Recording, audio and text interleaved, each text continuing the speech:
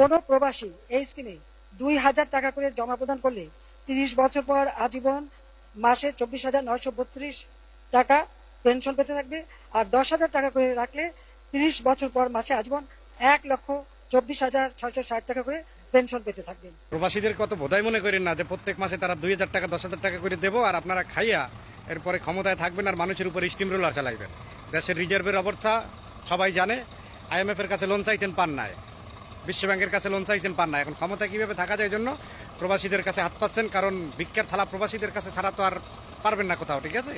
এই জন্য মানে একটা ফোন দিয়ে আসছেন প্রবাসীদের পেনশনের কথা বললে যে প্রত্যেক মাসে 2,000 টাকা 10,000 টাকা করে দেবো আর 30 বছর পর 30 বছর মানুষ বাঁচবো, আর বাঁচলেও 30 বছর পর পাওয়া যাবে কিনা এর কোনো গ্যারান্টি আছে? আওয়ামী লীগ বাংলাদেশে 30 বছর পর থাকবে কিনা তারই তো কোনো গ্যারান্টি নেই।